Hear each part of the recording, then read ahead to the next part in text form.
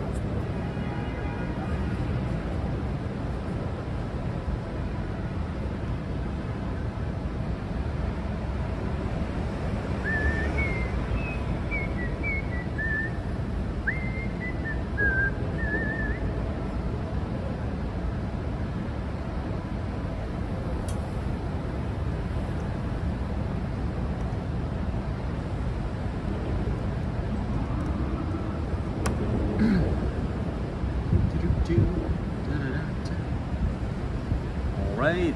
Oops. The microphone is not plugged in. That would help.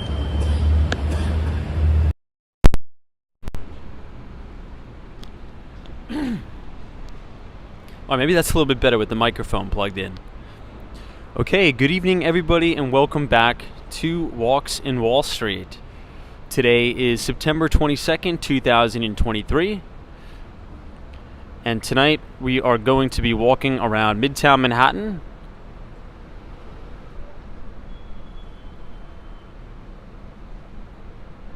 Okay. Today we're going to be walking around Midtown Manhattan, but it was a very busy day. We'll do a quick recap of sort of everything that went on today on Wall Street specifically. But the main thing is that we heard from the Bank of Japan. And this week was very, very heavy and action-packed with getting updates as it relates to monetary policy. We heard from the Federal Reserve here in the United States, from Fed Chair Jerome Powell, keeping rates steady. Fed funds rate is at 2.25% to 5.5%, with some hawkish guidance. Then we heard from the Bank of England.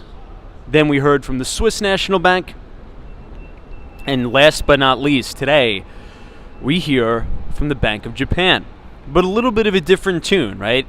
Now, the Bank of Japan is a little bit of a wild card because as the entire world, pretty much, with a few exceptions, has really been going from this massive 180 monetary policy from extreme accommodative policy, right, quantitative easing, to quantitative tightening, you know, the Bank of Japan leaves rates unchanged, and they are still putting in place very, very lackadaisical monetary policy. The short-term lending rate, or the short-term interest rates, are at negative 0.1% in Japan. So negative interest rates are still a thing over in Japan. They have very, very stimulative monetary policy, which we'll see how that turns out. It's been a massive monetary experiment. The yen was under a little bit of pressure today, and so was the overall general markets, right? If we want to flip back over to the United States, S&P 500 was down again today, and the weekly close is really, really nasty.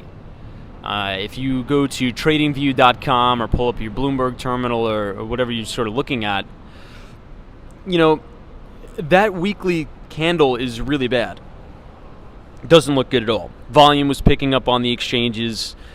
We broke below the 200-day moving average, or excuse me, the 50-day moving average and the 100-day moving average.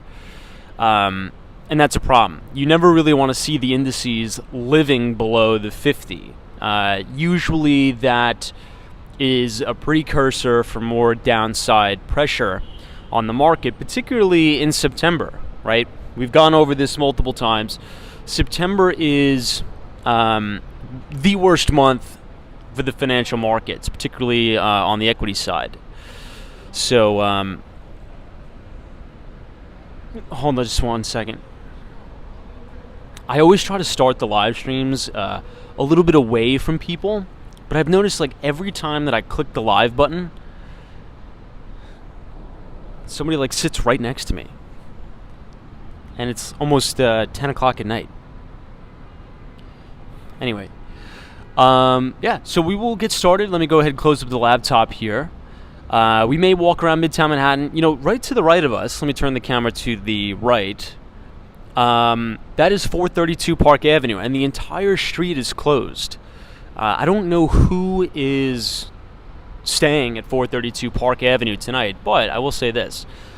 I was in the office today. I uploaded a little bit of a video on Twitter, and there was a massive protest.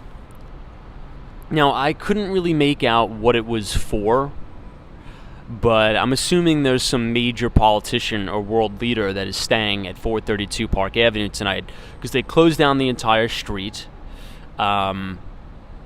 There was a bunch of people here protesting, chanting, holding signs, yelling things.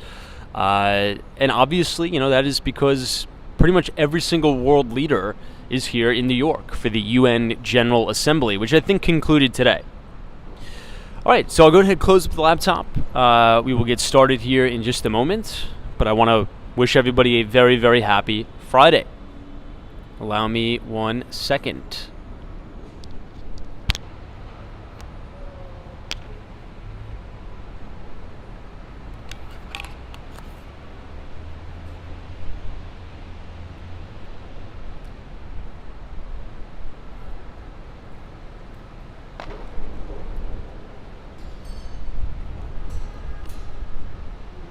Oh, you know what? I almost forgot. And by the way, I got to say a big thank you.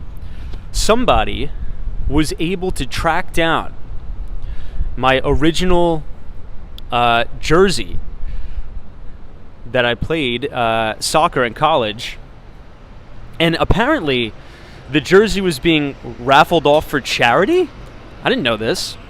But yeah, that was my original jersey. Somebody bought it and sent it to my office. So thank you so much for that. That was so cool to open that up today. But yeah, I guess my college was doing like a charity event, perhaps. I guess that's what I was told. I'm kind of shivering. It's freezing out tonight. But thank you, seriously, whoever sent that. That is so cool. I was number 24, so I will put that up in the office, my old jersey. So thank you so much for sending that. That was so cool. All right, let's kick this off, guys. You can see what I'm talking about as you see here. The entire street is closed off. And coming into frame right now are more undercover police officers, protesters. So I was coming out of the office and there was protesters all lined up here. I don't know exactly what it was for, but excuse me. All right, RPT, what is going on? Says happy Friday night. Western Mass Dave. Richard Vogel, A-Scan is here. Shanti, welcome. DM, thanks so much for joining us. Angel Perez, Custom American Fire Trucks. Jen Claus is here. Mr. W, Natasha P says it's me. I'm staying inside the 432 Park. Hilarious. Absolutely hilarious, Natasha. RK8 says it was government shutdown. I don't. You know, this usually happens all the time, right? Here's one quick shot of 432 Park. But what'll happen is the Democrats will fight with the Republicans will fight with the Democrats, and then at the end of the day, right down to the wire, you'll get a deal, and then the government won't shut down. So I mean, it's like the same news story. So I don't know. I mean, what do you guys think? Do you think this possible we're susceptible to this government shutdown? But I definitely don't see the government shutdown bringing hyperinflation. Definitely not, at least in my opinion. Robert is here. What's up? Good to see you. Gary Carpenter. Thanks for joining us tonight. Oh, you know what I will do? I don't think I was able to show you guys this before. They just built this. I come here a lot, particularly on my lunch breaks and things like that from work. This is a fantastic coffee shop in the distance. It's called Black Fox Coffee. Really nice. This is kind of a nice place as well to take clients. Definitely got to take advantage of it because it's still nice out. But we are streaming live right outside of the Trump Tower. You can see all the security here.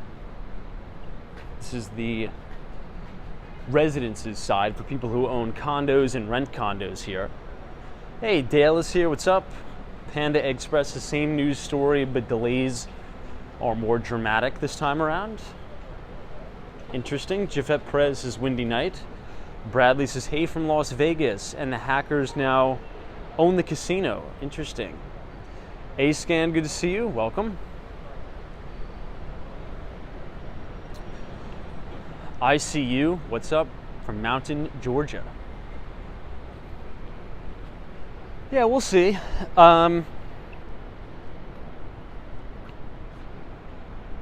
The doormen at the Trump Tower are always dressed up very nicely. I was actually looking at an apartment here for one of my potential buyers. The views are really good from this building. Now, I would say the interiors of a lot of the apartments are a little bit old, but it's kind of, you can go on Street Easy and look it up. If you just type in Trump Tower, I think the address is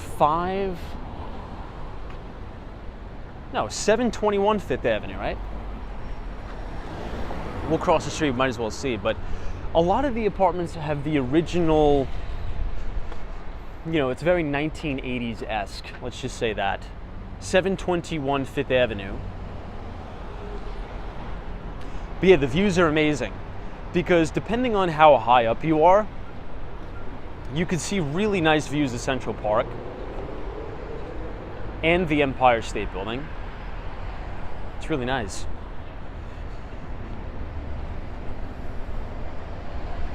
Now this does close, the inside does close at 10 p.m.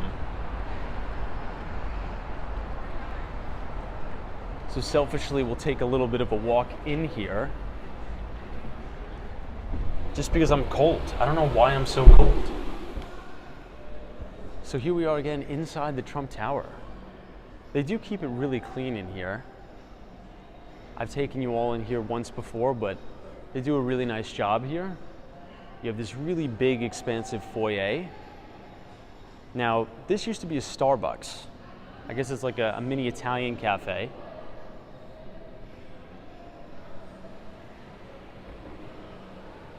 You have a great big American flag. Hey, G Fresh is here, welcome. We're just gonna do a mini walking tour of the inside of the Trump Tower. Now, if you turn right, you'll see where they have the main restaurant. It's gonna be the 45 bar. So you have the bar on the second floor, and you have the Trump Grill, which is actually pretty good. I've eaten here before, on the downstairs. Then you have the Presidential Seal. We have a lot of new people in the chat, so I thought it'd be cool just to quickly pop in here. It is open to the public until 10 p.m. I think that's how a lot of buildings in New York get tax breaks. If you noticed, 432 Park Avenue has a really, really nice outdoor space that's open to the public, I believe 24 hours a day. If you dedicate a little bit of space in your building to be open to the public, I think you get a little bit of a break. This is usually open, I'll quickly show you. If you go through these doors, it's a really nice atrium, but I think the atrium closes at 9 o'clock. The atrium has a coffee shop, there's a very, you can get like light bites. It's not a full-on restaurant, but it's nice. And then you could cross all the way over to Madison Avenue Now, back in the day, this used to be the Nike store. Anybody remember that? If you turn left, that used to be the flagship Nike store. Now, Tiffany is all the way circling around. They sort of combined it. Mr. W says the waterfall is off. It is. It's been off for a while. It was off all day today. It was off all this week. I think they're doing some maintenance on it. We'll see. All right, we'll head out.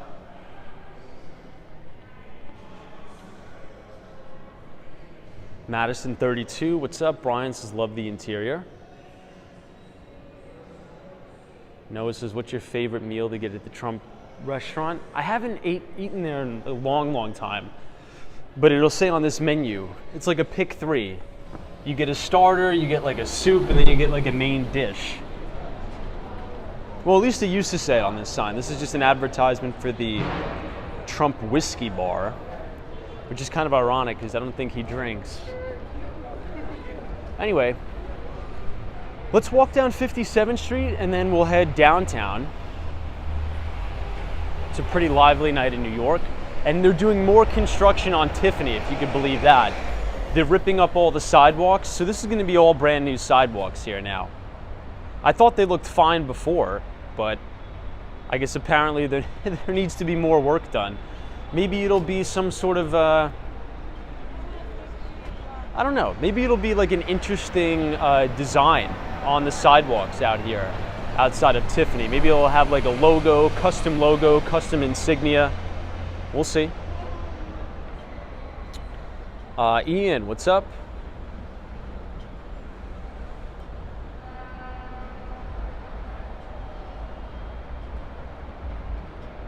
Susanna Q4 says today is my birthday. Well, happy birthday to you. That's fantastic. What a day to have a birthday. It's Friday.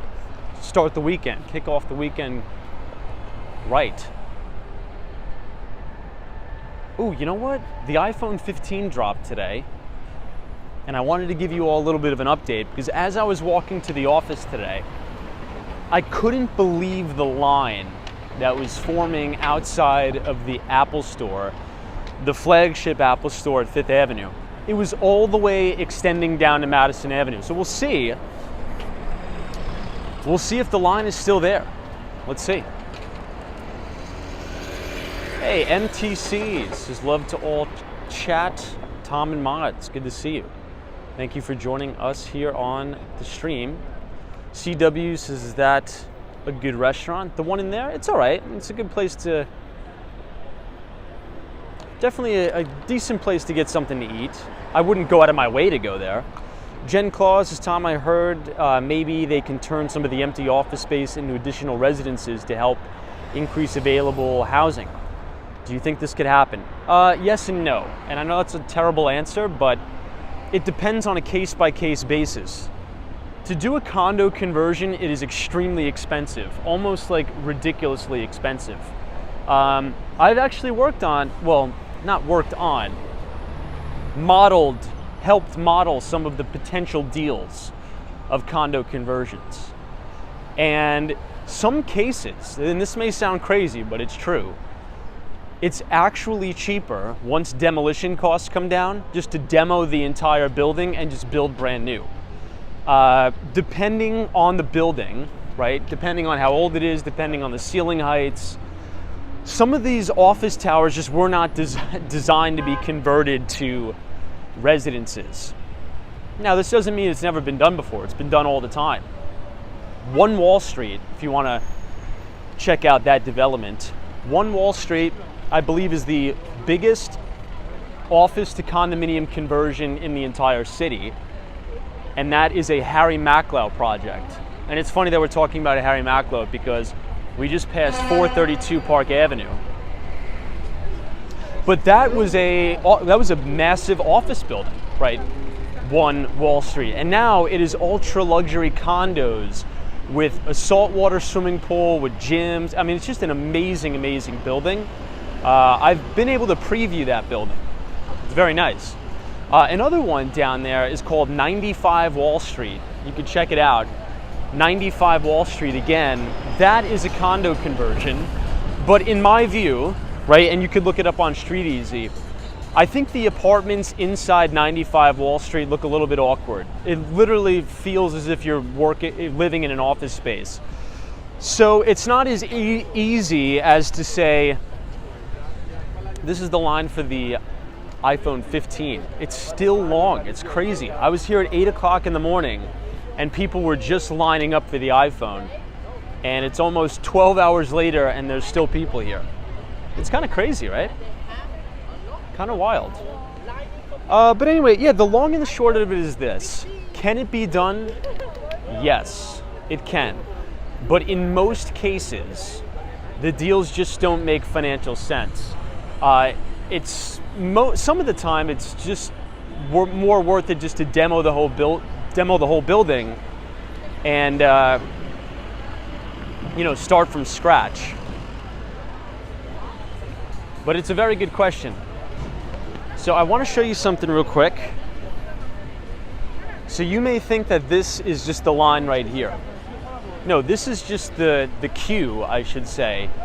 The line starts all the way over here.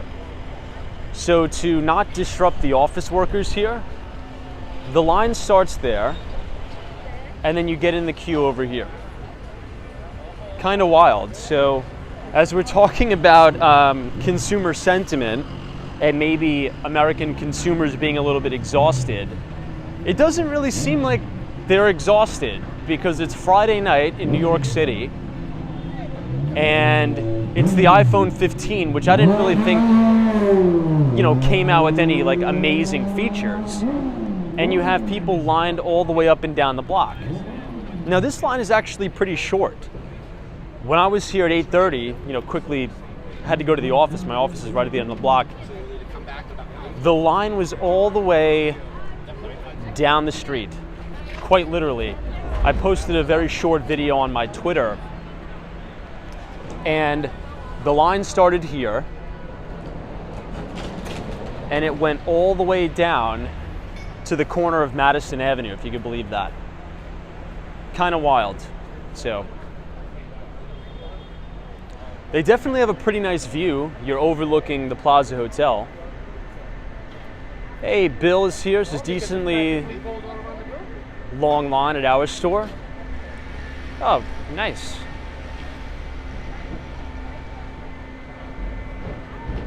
EMV, what's up? Yeah, I don't know either. I don't know. I will say this. Out of all of the, I would say, iPhone releases, I've never seen a line. There's never a line here at the Apple Store. This is the only one. I have to do a little bit more research of some of the features that the iPhone 15 has. But at first glance, it kind of looked the same, right? Same as anything, at least in my opinion. Now, I guess a better question would be this. For anybody in the chat, is anybody going to buy the iPhone 15?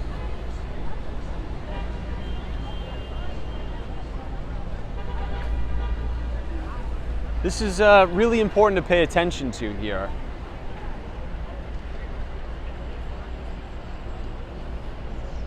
I mean, I think consumer sentiment is pretty decent. Oh, Juan Fernandez says you got it today. Very cool. So what is one of the features that enticed you to pull the trigger and upgrade? D-Ace is not me. Ah, someone says transferring my number now.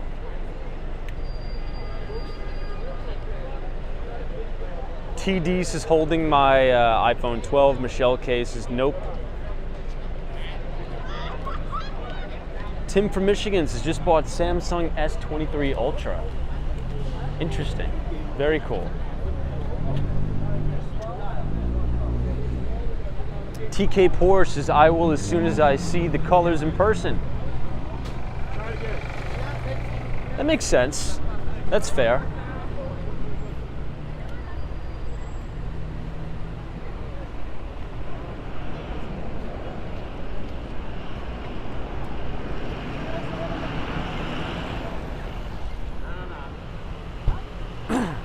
Sometimes, this brings me back to a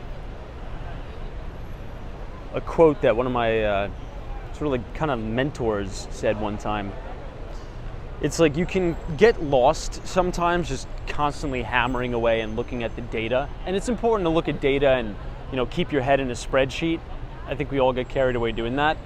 But sometimes it's most important to get away from the spreadsheet and just take a walk around, right? And I mean, what is the average price of the iPhone, you think? $1,000? The line has been constantly streaming in a steady flow all day since 8:30 in the morning.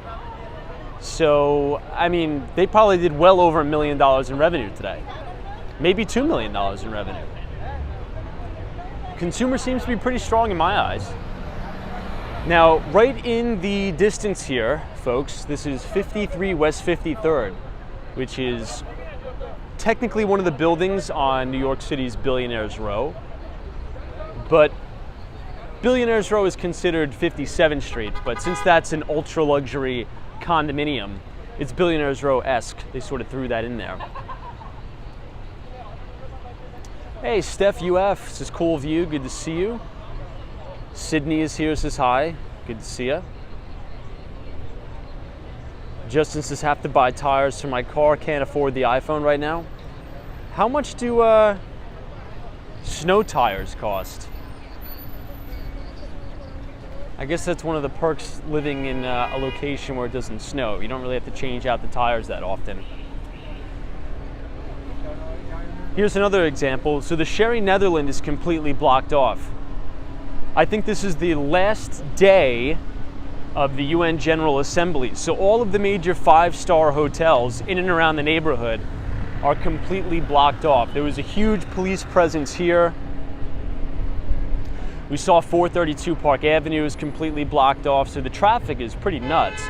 Look at the car lights going all the way to the 59th Street Bridge. It is absolutely gridlocked here. Yeah, anonymous Chuck says you are not adding all the delivered iPhones as well, for sure.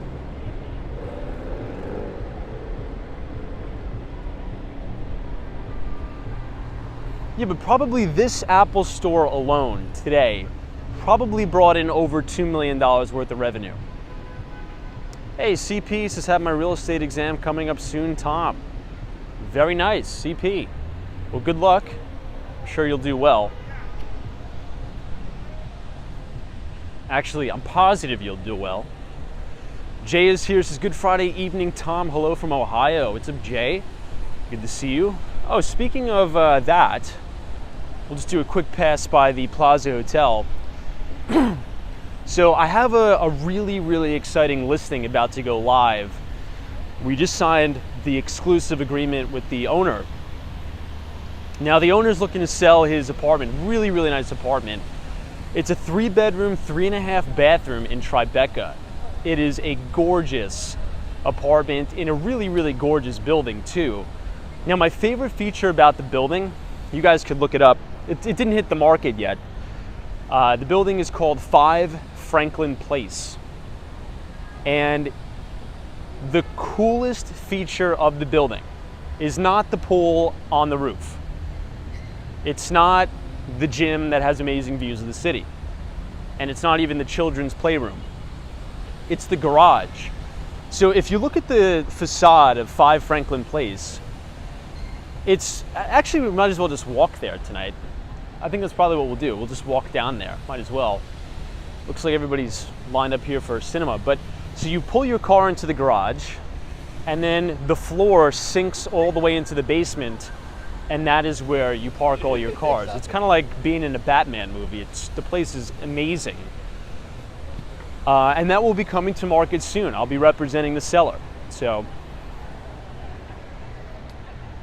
to be determined. I'm sure we'll get some very clean and concise property tours. I'll definitely have that up when we decide to list. But the building is very cool.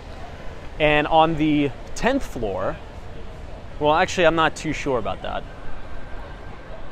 Well, I'll just say in one of the penthouses, a very famous New York Ranger lives there. So if you want to live in the same building as one of the New York Rangers, let me know. I have an off-market property. We'll go live.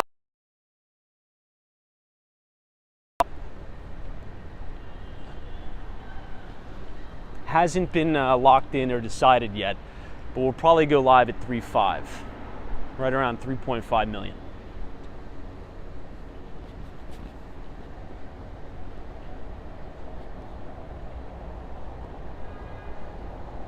Hey, Jeff W277 says, New York Ranger in what decade?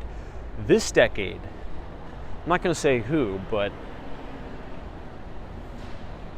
Hey, Smee Media says, when will you post a video of the Franklin Place property? Probably not for a while, to be honest, because we haven't decided on a go live date for the listing just yet. And currently, there's a tenant in there, and I want to be respectful of the existing tenant. So that'll probably be a ways away. If I had to be honest, that'll probably drop. I'll probably drop that video probably in November, actually. But yeah, I'm really excited about it. I'm really excited about that deal. And the building is so cool. Now, 5 Franklin Place, it's right off of Franklin Street. And the way the developer sort of built the building, and we're going to walk there tonight, we might as well, is Franklin Place is a private street. So as you're turning on to the street where your apartment is, where the condominium complex is, that is a private street. So there's no through traffic. The only through traffic to that street is the people who live in your building, which is pretty cool. I don't think that's like that anywhere else in New York City. And it's right off of Canal Street. So if you continue to walk all the way down, you'll hit right into Chinatown. Has great restaurants there. And if you walk to the other side, it'll run you right into the Holland Tunnel.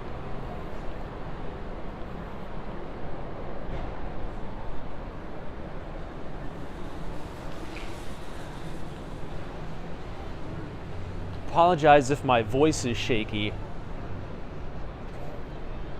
When I left the office, it's getting that time of year where during the day it is hot out. Like, it's hot out. Definitely need a jacket. Like, you can see these folks right here. They are definitely dressed appropriately for the weather. It's chilly in New York. Now, I am wearing pants, but I'm wearing a t-shirt. I'm wearing a polo. So I got to warm up. We got to do some jumping jacks or something. So here's another example, everybody. Right here on West 58th Street, this is closed down too. And this is because this is the back entrance of the Park Hyatt, New York, and the same street that 157 is on. So there's 2 entrances to the Park Hyatt, and there's also 2 entrances to the JW Marriott Essex House. Now, the Essex House, the main entrance is on Central Park South, which is up here. You can see tons of police presence going up to the Ritz-Carlton, which is also on Central Park South. But right here, you have the back entrance to the Park Hyatt. And I believe this is the last day before all of the politicians and the world leaders sort of flood out of here. I'm sure there'll be even more police presence as we turn right on 57th Street, Billionaires Row.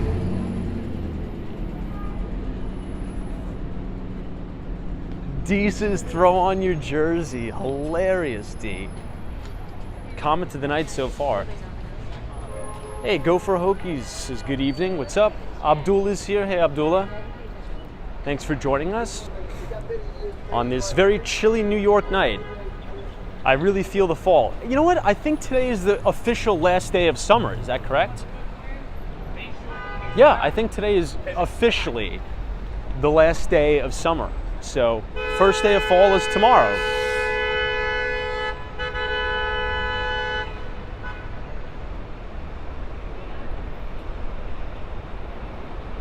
Hey, Jeff W277 says next year will be 30 years since New York Rangers won the Stanley Cup. Wow. You know, I feel as if New York sports teams never really win anything anymore. not to be negative, but when was the last time a New York sports team won something? I don't even remember. In terms of hockey, in terms of baseball, really anything.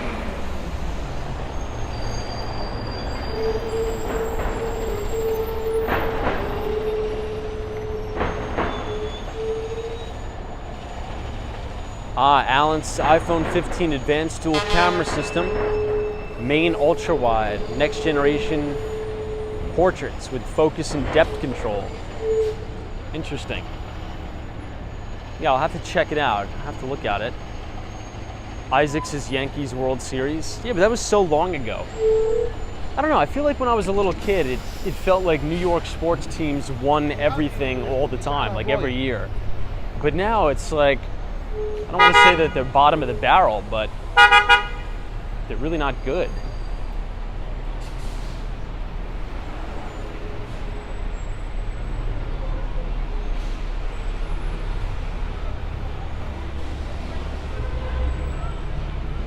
All right, let's head all the way down 6th Avenue. This will run us right into the Radio City Music Hall.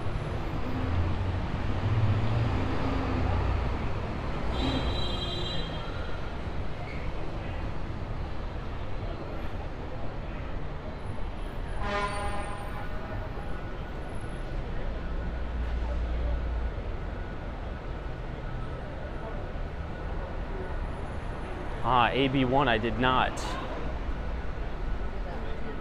Yeah, Randy says I was about to say that. NYCFC did win the MLS Cup. I think last year they won it. Or maybe 2 years ago. But I'm talking about, and I'm a big soccer fan, but I'm talking about like a real New York sports team, like a Yankees or a Rangers or a Giants or a Jets. Not to say that NYFC or NYCFC is not a real sports team. They are, obviously, but they're not very iconic as like the Yankees.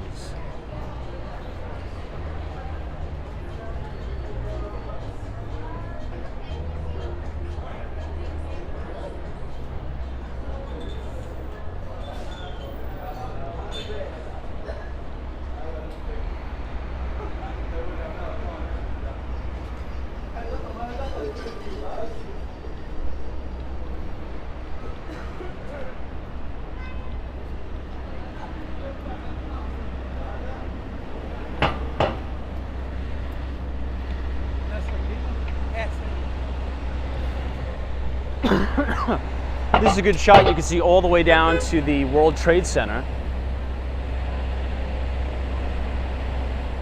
Noah says, Tom, do you play any sports besides soccer? I golf a little bit, but nothing like major at all. I'm really, really horrible at golf, but that's sort of one of my resolutions, if you will. I want to try to get good at golf again. We'll see. We'll see what happens.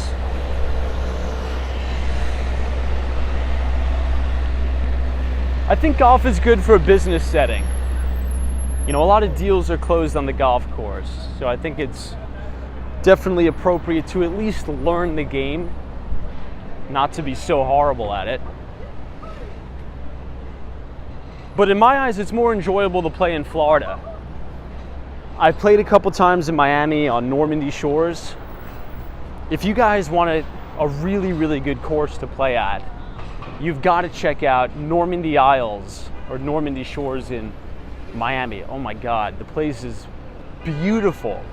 Now, back in the day, I was going to buy a house right there on the golf course. There's so many shoes all over the place. You guys see that? There's just like random shoes everywhere. I think this may be part of the protest, because when I was at 432 Park Avenue, they were throwing shoes everywhere as well. I don't know why. Maybe there's some sort of resemblance, but you can kind of see shoes everywhere. Maybe they were throwing them at the politicians. That looks like someone's wallet. I don't know. Let's get away from it. It looks sketchy. Hey, Elliott Wave Review, what's up? But anyway, check that out. Normandy Shores Golf Course in Miami. Now in 2015, the house I was looking at was going for right around 550, I think, or maybe just like 525. You can't get anything for less than $1 million on that island. Kind of crazy. Hey, Jill Adams. This is hello from Florida. Welcome, Jill. What part of Florida? South Florida. A little bit further north, Jacksonville. Dave says no tomatoes. I don't know. I'm kind of looking forward to the conclusion of this UN General Assembly. There's too much security.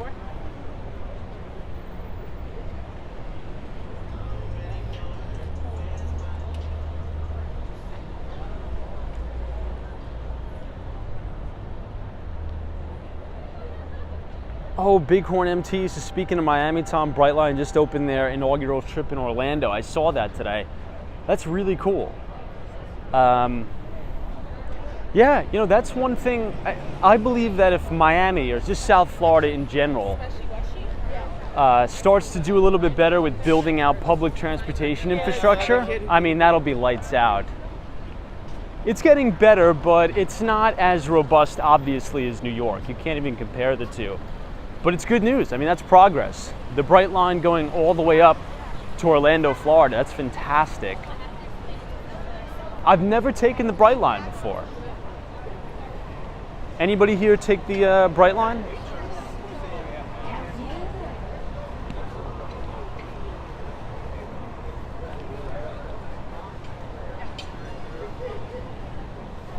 Hey, Ukrainian Royal says, hey Tom, hope you're having a good day. I am. Thank you for asking. Tomorrow is going to be a pretty light day for me, so I think I'm going to sleep in. It's been pretty much non-stop all week. It's been a busy week, a very, very busy week, and Sunday is going to be very busy. So I think I'm just going to take tomorrow to chill, just to hang out. I'll probably wake up late. I'm looking forward to it. Hey, Eddie H says, good evening, Tom. Do you think the Hudson Yards project second phase will ever be completed, and do you think New York City would have been better off with the West Side Stadium project? I do not think so. I think that would just bring way more traffic and wasted space to the city. I like the Hudson Yards. Now, there's a lot of vacant office space there, but what you're seeing is a lot of businesses choose Hudson Yards to sign a new lease for commercial space. We saw EY, a major consulting firm, they're actually leaving Times Square. They already left. Surprised they didn't leave a long time ago. That place is horrible. And they are following KPMG to the Hudson Yards.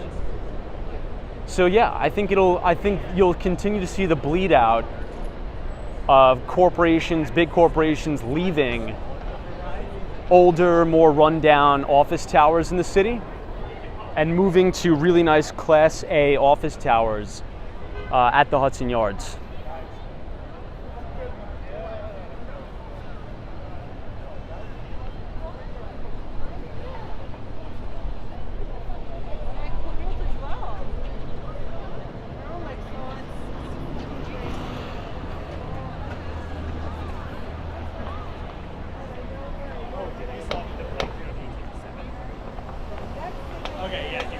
I think we may be buffering a little bit here.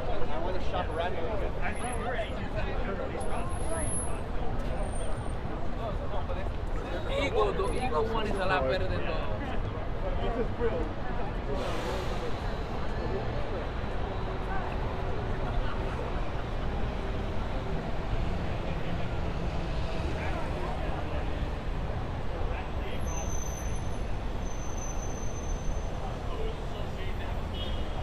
EMVs, have you ever done a stream walking Battery Park City?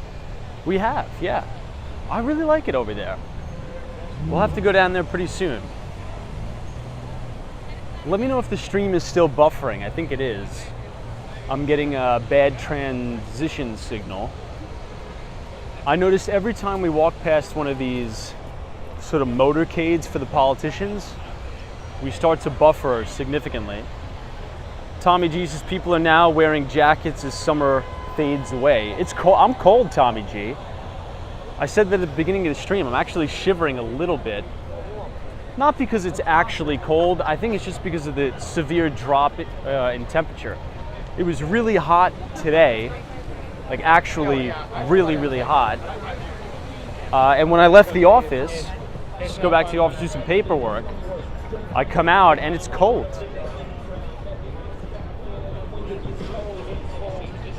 It's the time of year when you leave the house, you gotta have a little bit of a jacket.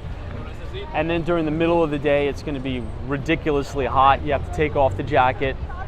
And then when you go home, you gotta put on the jacket again. It's like that in-between weather.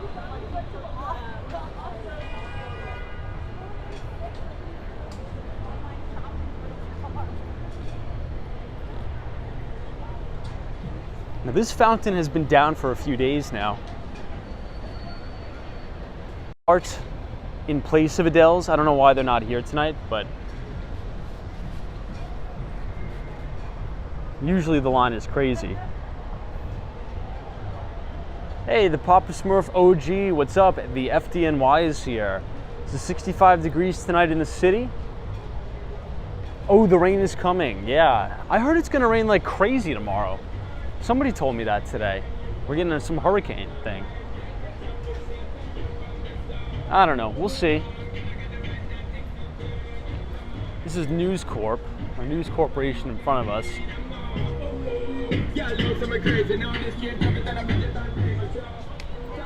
Now, I'll quickly recommend a really good steakhouse here in New York.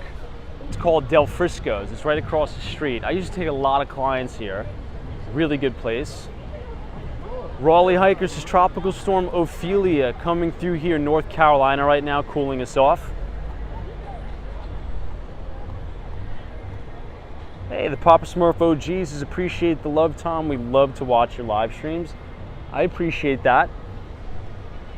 Yeah, I always feel secure, for sure, because we know we have the FDNY watching our back, which is great. I know, I heard that too. That's big breaking news. Rupert Murdoch is finally leaving News Corporation, but his son is taking over, I heard. And I believe his son just wrote a book. I think the book is called Successor or something like that. Josh L says, do you have a favorite food cart in the city? I do, it's right here. It's called Adele's Famous. Usually they're on the other corner, but I guess tonight they moved. This is by far the best halal food in the entire city, by a long shot, by many, many, many miles. But the line is always so ridiculously long that it's pretty much just almost impossible to eat food here, just because the line is so long. I mean, check out how long the line is. This is at least a 3-hour wait, at least. Panda Express says Del Frisco's can be inconsistent quality sometimes, but I've had mostly good meals there. I've always had a really good meal there, and I like the atmosphere, like the ambiance of the restaurant's really nice. It's good for big, like big groups. Since we're here, we might as well just take a quick look at the dining room. I like it a lot. It's here at 1221 Avenue of the Americas. I always like sitting on the second floor. I'm not sure if you guys can see inside the restaurant, but I love sitting on the second floor. No. On HBO, I believe it was loosely based off of The Family. You know what? I didn't. I haven't watched Succession, and I haven't watched the other show that was recommended to me. What was the other one that you guys recommended? Billions was the other one. I just don't have any of those streaming apps. I think that's the problem. And I don't have a TV. So I bought a TV. I don't think I told you guys this, but so when I'm not in Miami, I rent out my place. So I bought a TV just so the guests can use it. There was about a 3-week time period one time where there was no guests in my house, and I left the air conditioner off. And this was, in Miami, Florida. So if you leave a house, if if you have a house in South Florida, you gotta make sure you leave the air conditioner on set to at least like 79 degrees. Because the TV broke because the house got like 99, 97 degrees. And I guess if you have a TV left in extreme heat for way too long, it gets all these lines across it. So that's how the TV broke. And I haven't gotten another one since. So, hey Cody, thank you so much for your generous donation. Thank you so much. As we sort of explore the city tonight. It's gonna be more of a chill stream. Hey David, good to see you. This is great to see New York. What is going on? Yeah, you're in Southern California. I'm very jealous. I'd love to visit Southern California. Sunshine, palm trees. That's sort of what I'm all about.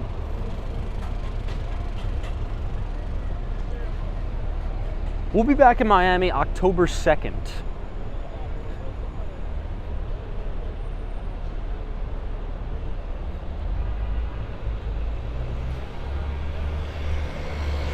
I don't know, if it ever comes up on YouTube, I'll have to check it out. Ah, Tiff, I wasn't in Red Hook today.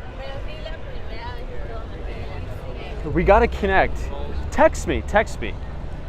Because sometimes the Gmails go to my spam folder for whatever reason. But I'll be there Sunday. I'll be there Sunday in Red Hook from 12 to 2. Maybe I'll get there a little bit early, just to sort of set some things up. But yeah, so I was there, Wednesday? I had a pretty good showing at the penthouse, which is Unit 3B. It's a really unique unit. Now the problem is the potential buyer, he wants a very, very specific parking space with an overhang. And as you saw, the parking lot is all open air parking. So I got to figure out how we can overcome that. Parking is a difficult situation in New York City. And even though this development does have dedicated space for parking, it's all outdoor parking, which for some people is a turnoff, right? For some people, if you're going to spend, $3.5 million on a penthouse, you want to be able to have your car covered. So we're thinking about maybe, building like a little bit of an overhang just to keep the cars away from the elements. I don't know, but it's definitely a good objection. But we're getting the EV chargers for all of the electric vehicles in soon. So looking forward to that.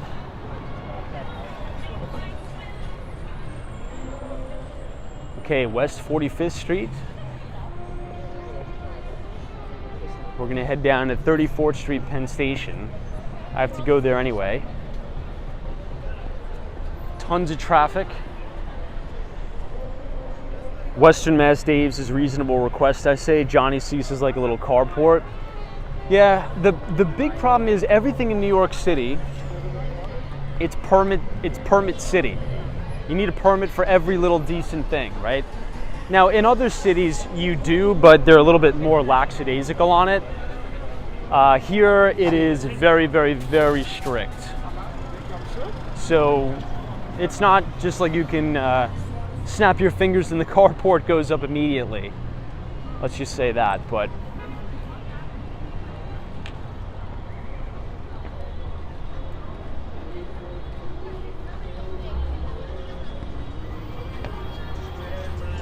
now, another problem with that is, the condo is about 50% sold. So you have to get approval from the board and they have to vote, because some people would say, no, the carport is a little bit of an eyesore. So there's a lot of things that go into it. It's not like we just snap our fingers and put it up.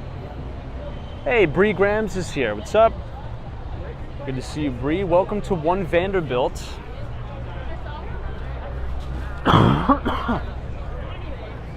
Always a pleasure to see you.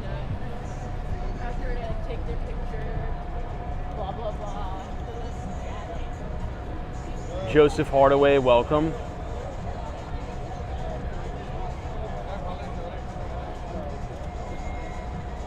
Hey, Panda Express, is you just passing my office? Wow, I wonder if we probably worked in the same office. What was your address? My old address was 1166 Avenue of the Americans. Maybe we worked in the same office. We just never knew it. It's possible. Hey.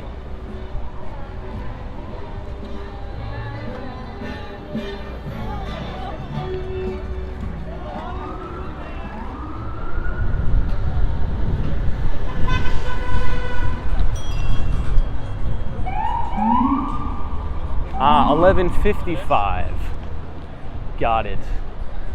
Close. We were close. Now we're coming up on Bank of America Tower. You're going to have an amazing view of the Empire State Building.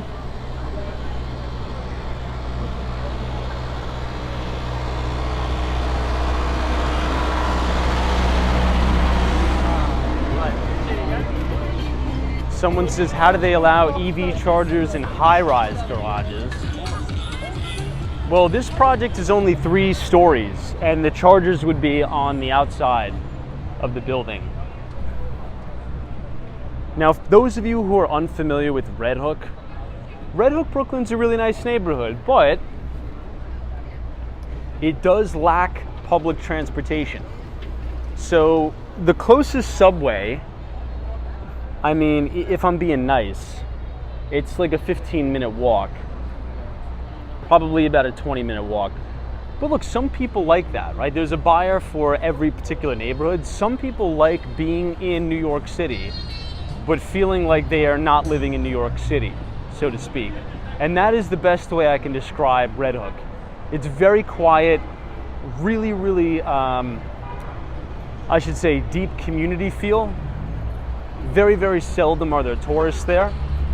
And it's secluded. It's not noisy. It's literally almost like you're not even living in New York City. It's a very nice neighborhood. So if you have a car, if you live and work in Red Hook, it's perfect. It's a perfect place. But if you like to be close to the action, well, it's probably not going to be for you, because it is very slow going there. Let's just say that. Also, a lot of creatives, a lot of artists, a lot of woodworkers there. There's always something interesting going on.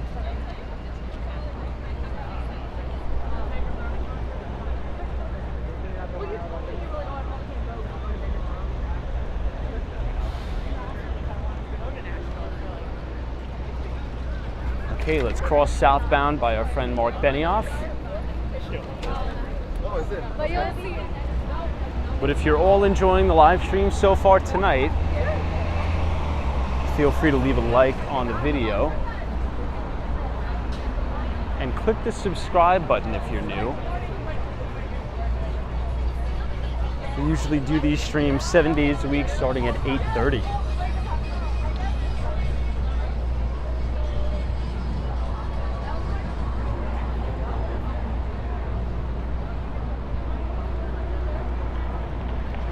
Hey, NYC's is watching from Staten Island. Good to see you.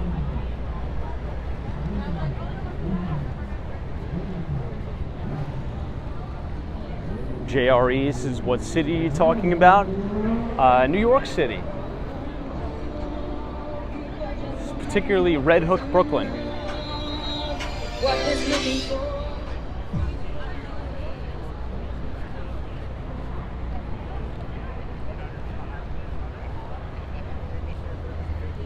This is a really good view of Bryant Park, the Stephen Schwartzman building.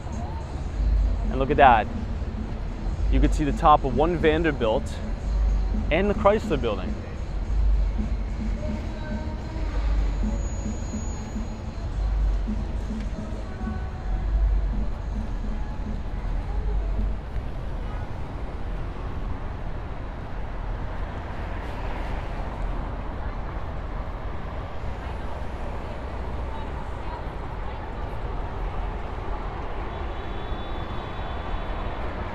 Now, speaking of public transportation, I think Elon Musk made a proposal to the city of North Miami Beach saying that he wanted to build a tunnel that goes from Sunny Isles to North Miami Beach.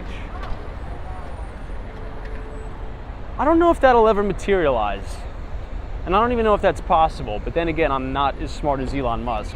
So if he says it can work, I mean, by all means. But Miami is all sand. You know, whenever I dig down in my front yard to like plant a palm tree or clusia, if you dig about 3 feet down, it's just pure sand. Like literally, it's just sand. So I don't know how that would work. And all the way down, it's very porous limestone. And that's one of the problems in Miami with flooding, right? Because people think a major problem is flooding from the water coming up over onto the land. No, one of the main issues in Miami is the water coming from underneath, right? Because it's very, very porous limestone. So the water not only comes from the ocean, it comes from underneath and up. And that's a big problem, particularly in Brickell. Hey, Hawaii, what's up? Good to see you. Thanks for joining us.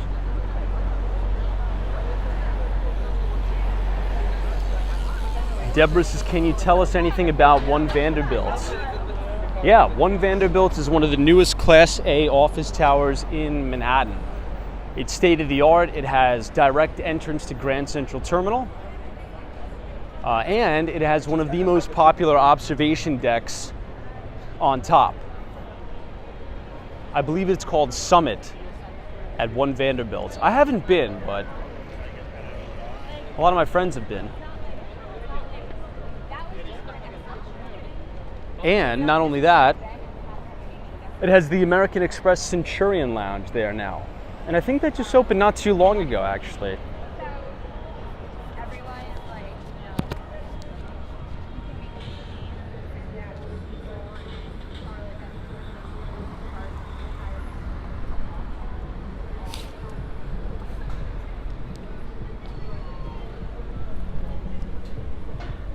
Let's turn down this way.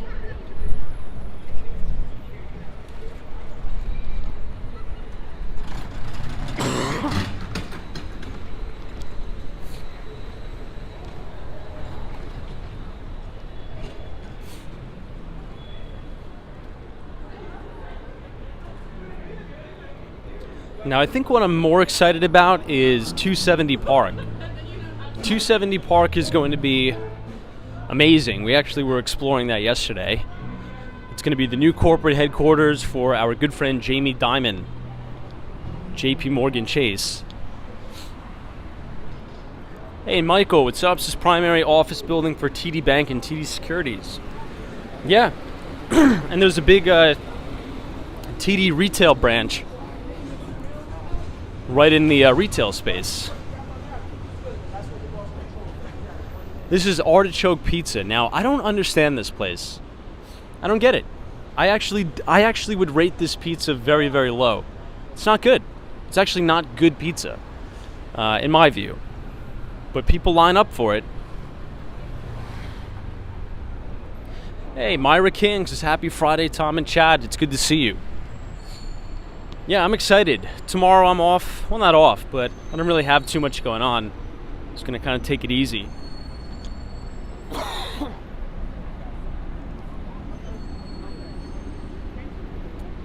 Let's see if we could head downtown a little bit.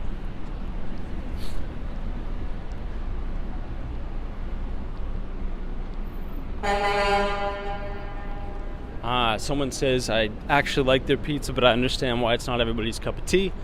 Every time I go there, it's... the way I can describe it, it tastes like old, stale pizza. That's really the only way I could describe it.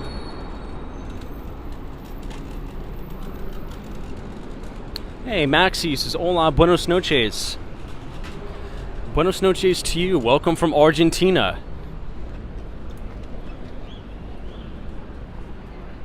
I'll be in Little Buenos Aires very soon.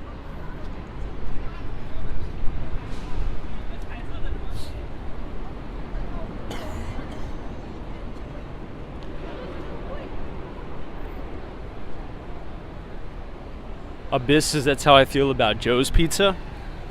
I don't feel as strongly about Joe's Pizza in a negative way as I do Artichoke.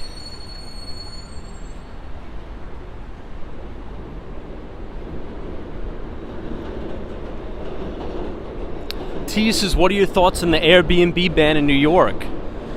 Well, it's technically not a ban, but they put so many restrictions on it where, yeah, it's kind of a ban. But essentially, you just can't rent out by the room anymore, and the owner of the apartment has to be there when you're renting it out.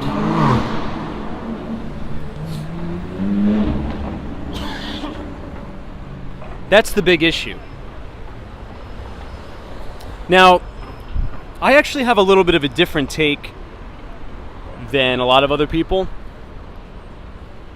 because some people are saying, oh, this is going to make the real estate market in New York City have so much supply expansion because everybody's going to have to sell their properties because they can't Airbnb anymore. It's not like that here, particularly in Manhattan. Maybe a little bit in the outer boroughs, but not here in Manhattan. Okay? Chances are, if you could afford to buy, a $2 million, $3 million 2-bedroom or 3-bedroom apartment in New York City, you're not going to have to be reliant on the cash flows of an Airbnb business to make your payments, right? I mean, just think of the logic there. Because in a lot of these co-op buildings, some co-ops in New York require like 50% down. And even in a condo, if you put 20% down and you leverage out the rest, a bank is not going to write a loan of that size unless you make a significant income. And you're probably making very, very high 6 figures to even low 7 figures. So due to the price point of Manhattan, hold on, I got to put you guys down for a minute.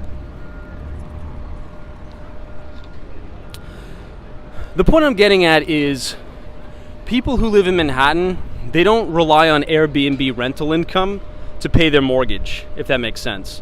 Now, there's other parts of the country where there's been a lot of, I would say, irrational exuberance in the Airbnb market, where people have been buying single-family homes, duplexes, triplexes, in vacation destinations, and solely depending on the Airbnb income to pay the mortgage. So if a bill ever passed in those particular spots or those particular locations in the country, then yeah, it'd be a major problem. Not so much here in Manhattan.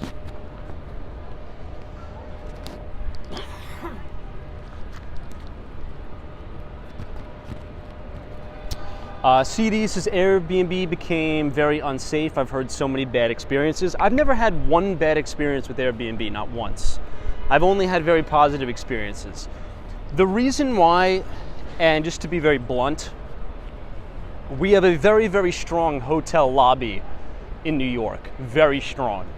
And Airbnb was eating up into their market share, and they didn't like that. So money talks. And that is why, in my view, you have these very, very aggressive restrictions, which I think it's just going to hurt. I think it's going to do more harm than good. Because the city claims, right? The city claims that people are taking advantage of Airbnb and buying multiple condos in the city just to solely use for Airbnb. It's not the case. It's just not what the data says. It's not true. So they're like, if you can't do Airbnb, there's going to be more housing supply. Not the case. Fake news. And I can say that with 100% certainty. It's all bullshit. Now,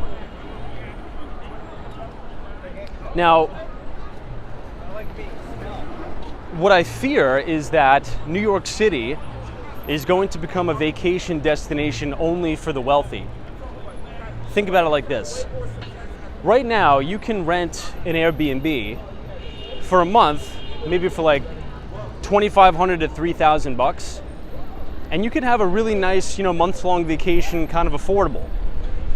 But now, I mean, try to get a hotel anywhere decent on the island of Manhattan for less than $300 a night. And I'm talking about somewhere like halfway decent, where it's not filthy, it's not in a horrible location. It's almost impossible. It's really, really tough. If you want to stay in a nice hotel, like a 5-star hotel, those are all going to be $1,000 and up. But a decent hotel, where it's going to be nice, is probably going to be like $500 and up.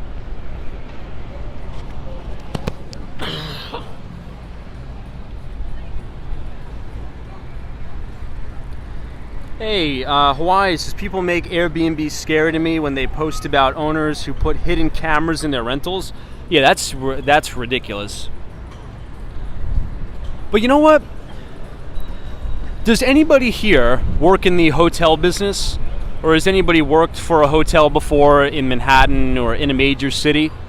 I'm sure you have your own fair share of horror stories, you know, in hotels. I mean, you can only imagine.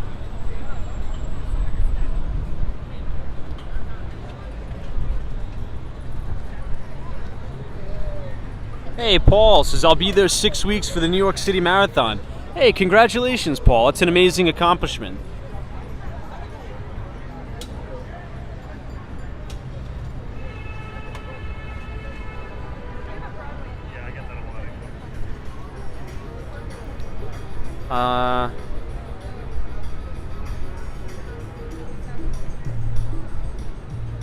T, interesting. So here's another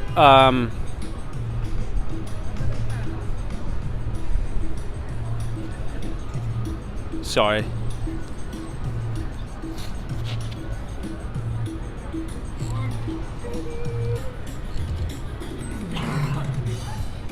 All right, sorry about that. I forgot what I was going to say. I'll go back to the comments here. Hey, Kelly says, yes, surprisingly, I'm in a Boston hotel and it was a nightmare.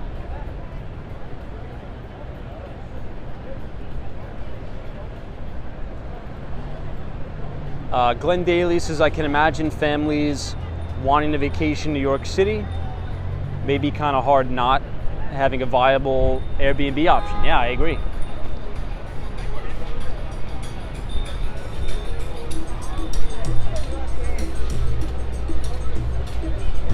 It's just we have a very, very strong lobby here. Very, very strong hotel lobby. That's for sure.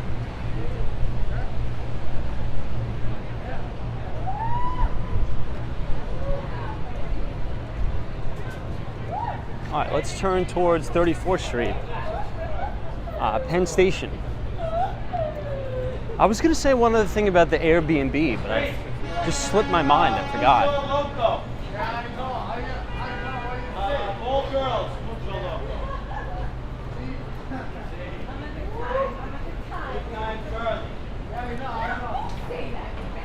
There was one other thing that's gonna kill me all night.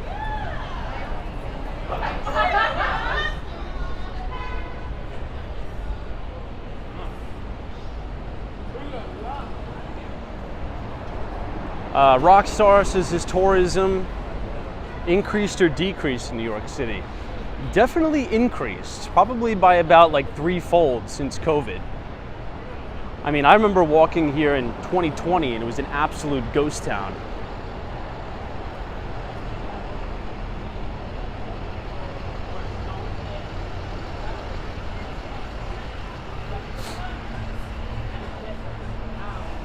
No, it's just to have, you ever just get something in your throat and you can't clear it out? That's what I have right now. It's like a little crumb. I don't know what it is.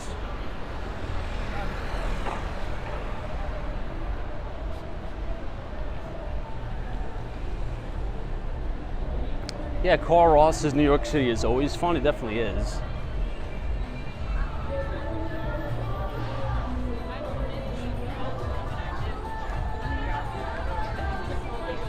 All right, I'm gonna take a couple moments to deeply think about what I was gonna say about this Airbnb thing, because it's killing me now. So enjoy an ASMR walk until we reach 34th Street, Penn Station.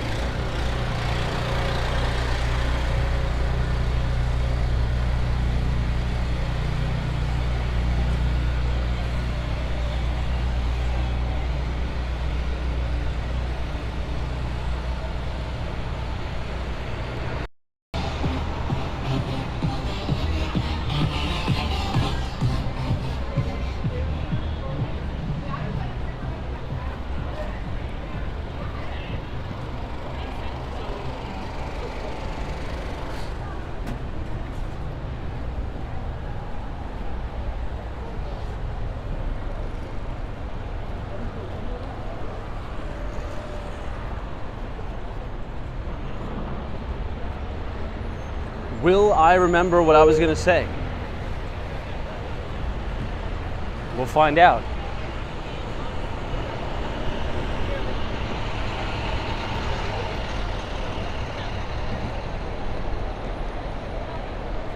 No, not similar to the yellow taxis. I promise you guys, I'll remember what I was gonna say right when I sign off on the stream. That I can promise you. Hey, Deborah, what's up?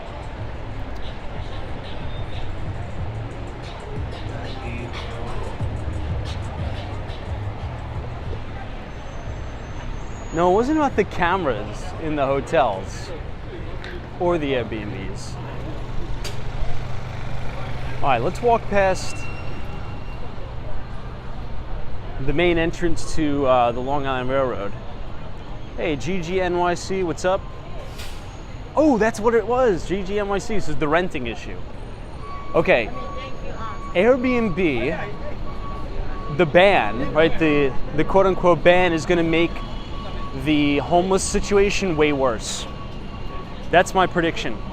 My prediction is that the Airbnb ban, and it's not a ban, by the way, but that's going to make the homeless situation way worse. And I'll tell you why. I'll tell you why. And this is coming from experience, by the way. All right, we'll go this way.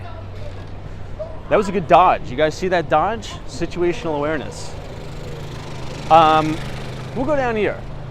So it's going to make the homelessness crisis way worse because there are some people in New York City who make really good incomes, but they don't have good credit scores. Maybe they made a mistake in the past, maybe they did something stupid when they were in college and ran up a bunch of credit card debt, and maybe their credit card or their credit score now is destroyed, but they do still make a good income.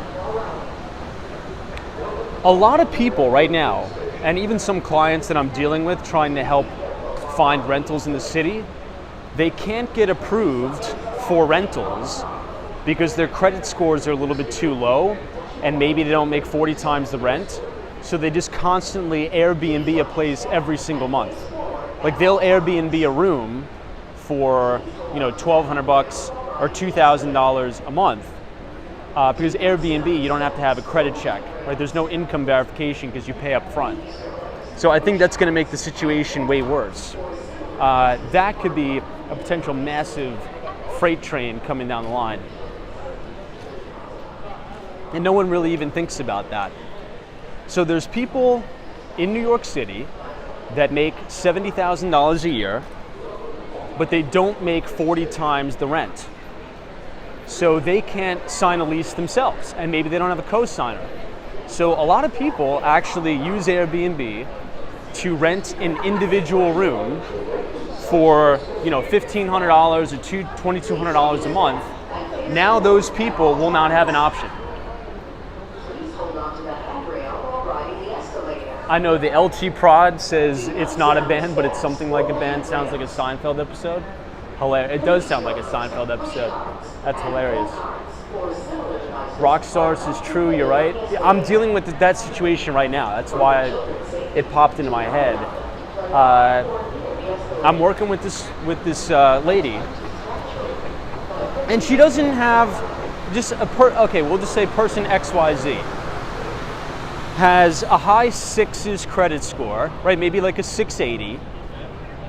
And the only reason why this said person has it, a little bit of a low credit score, is because she forgot to pay like a utility bill, and it was like a $13 utility bill, and it destroyed her credit. And that's more common than you would think, by the way. Makes about $80,000 a year, wants to get a studio apartment, and just doesn't qualify. So she has been renting on Airbnb $1,200 a month, $2,200 a month, and now a lot of those people will not have that option. So this could be a pretty big mess. This could be a big mess. So I know Keith says 40 times Manhattan prices. I mean, think about a $4,000 a month apartment. Think about a $15,000 a month apartment. If you want to live in Tribeca and get a 3-bedroom, 3.5-bathroom apartment, in a nice building, you're going to pay, anywhere from $10,000 to $15,000 a month for 3 bedrooms, 3.5 bathrooms, right? If you are a young couple and you have a kid, you're going to need 3 bedrooms. You can expect to pay $12,000 to $15,000 in rent. That is the going rate in some of the favorable neighborhoods in Manhattan, like Tribeca.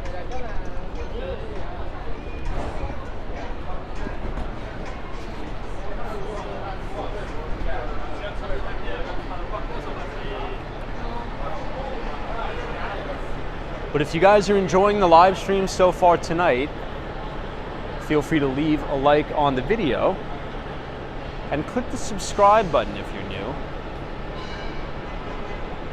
Juan Fernandez says, how much is your rent? I own my place in Miami.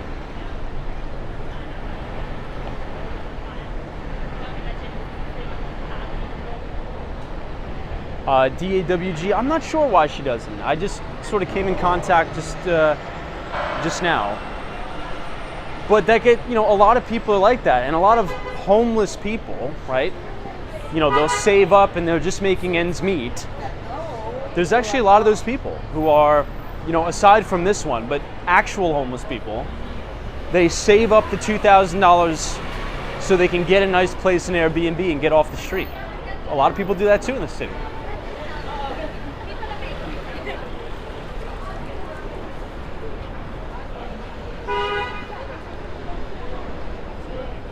Okay, 32nd Street.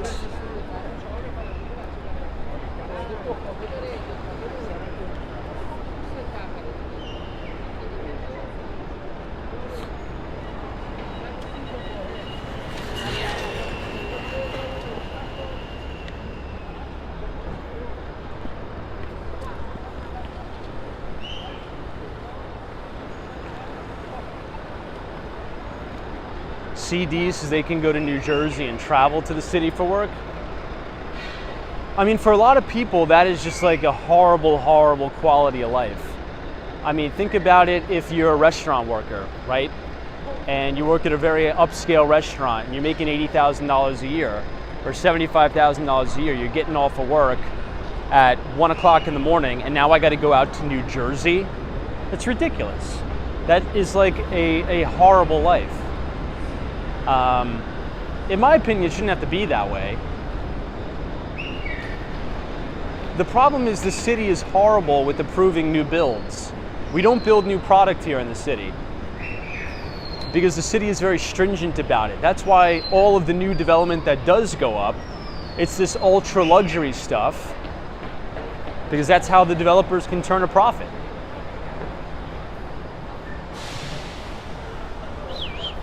Fun feeds is what's wrong with New Jersey. It's very far away from the city. And a lot of people who work in Manhattan want to live in the city or the 5 boroughs.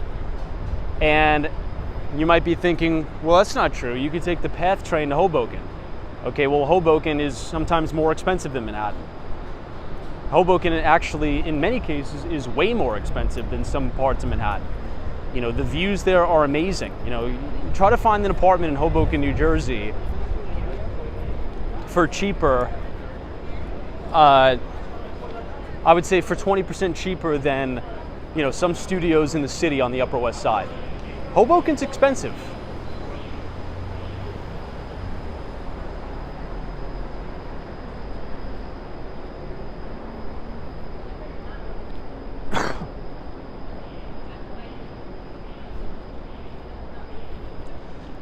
And then you could also say, well, what about commuting from Long Island? You could, but go try to find a rental in Nassau County for under $2,000 a month. You're not going to find it.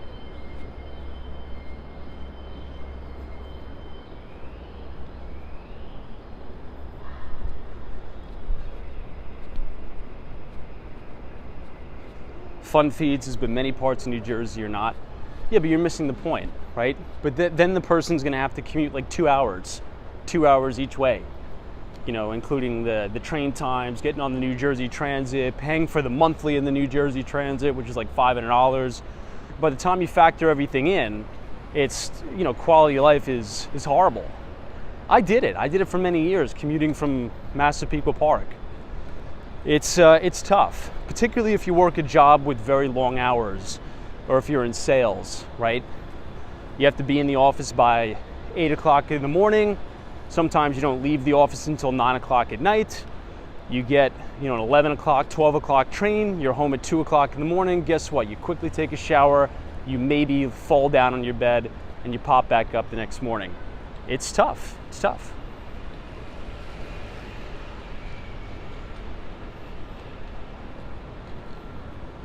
And commuting on the Long Island Railroad is not inexpensive. Okay, a monthly pass now. Actually, I don't even know how much. Could somebody look that up? Now, when I was in college commuting from Massapequa Park to Penn Station, I believe the monthly pass was $310 a month, I think. I don't think it was any more than that, actually. It may have been like $290. But now I would assume it's probably like $350 a month. That's pretty expensive. That's pretty expensive, guys. And then you'll probably have to get a monthly Metro card. And I think the monthly Metro card is like, what is it, $112?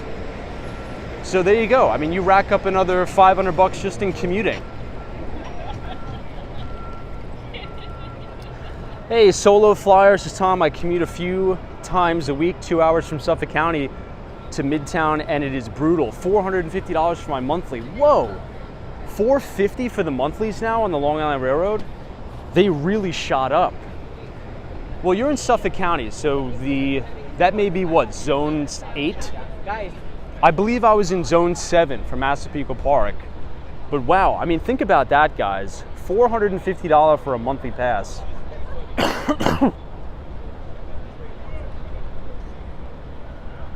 I think Massapequa Park was zone 7.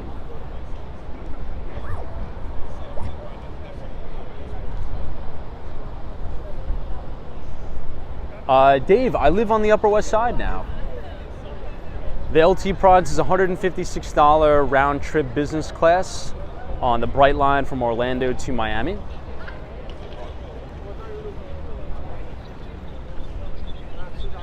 Yeah, I mean, thinking about it, it is kind of crazy, right? And the commute is tough. I'm not gonna lie. If you do that every day, it can be a little bit taxing, particularly if you don't work the traditional 9-to-5 job. And chances are, if you're commuting into Manhattan, you don't work the traditional 9-to-5. If you work in banking, or you work in healthcare, or you work in sales, you could potentially put in 9-hour days, 10-hour days. So if you're commuting, you also have to factor in opportunity costs. Is your commute time a waste? I don't know. But wow, that's actually a shock to me. I was not going to guess as high as $450 all the way out to Suffolk County. In some parts of the country, people are watching this live stream and saying, what, $450 is my monthly rent? And in New York, depending on where you're commuting from on Long Island, that could be just the monthly pass just to get you in the city. That's wild to think about, guys. Hey, 21 Jump Street, this is Tom. Did you see the long line at the Apple stores today? Yeah, we did. So we started the stream right outside the flagship Apple store at 5th Avenue. And dude, the line is still all the way to Madison Avenue.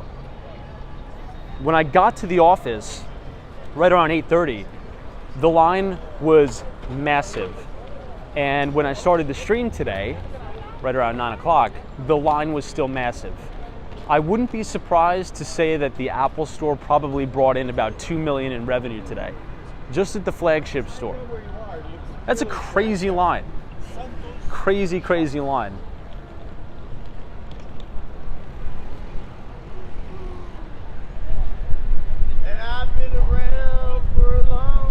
Hey, Tariq Khan says, happy Friday, buddy. Can you tell us what a parking spot in Manhattan costs monthly these days? When I was there, it was $500 to $800 a month. It's still around $500 to $800 a month. Now, if you want to purchase a parking space, I'm actually selling a few parking spaces on the Upper East Side of Manhattan on East 69th Street. The address is 139 East 69th Street.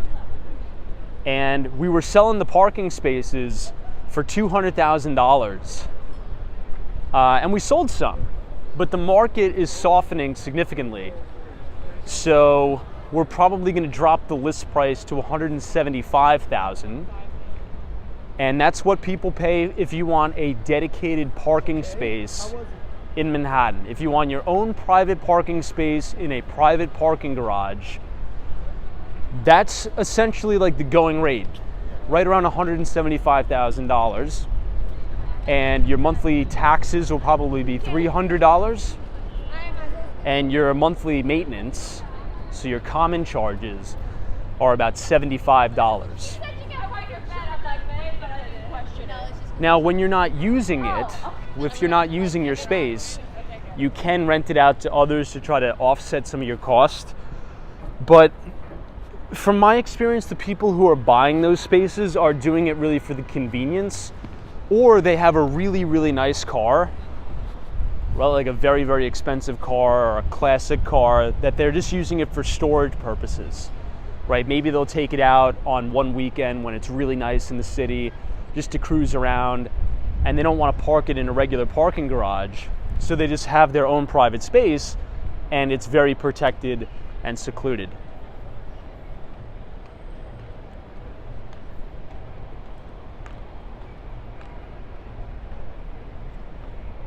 TK Porsche, not a lot of loan terms actually. The majority of the deals have been cash, but I guess in theory you could probably take out a loan for it, but all of the deals that our team has done have been cash actually. Internal Education Center says, hey, I missed what neighborhood this is. So this is on the Upper East Side of Manhattan. The exact address is 139 East 69th Street. And that's the private parking garage. Molly Duran says, Uber it, rent it, then Uber it. Yeah, it's crazy stuff, but look, some people have very unique lives and very unique needs in the city, right? And I'm sort of having my experiences open up to that as well.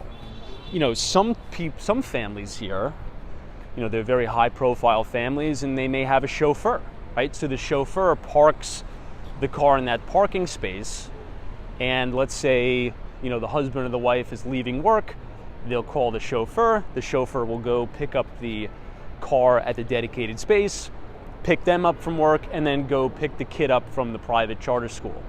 So there's all different, New York is so diverse, and everybody has their own needs and wants.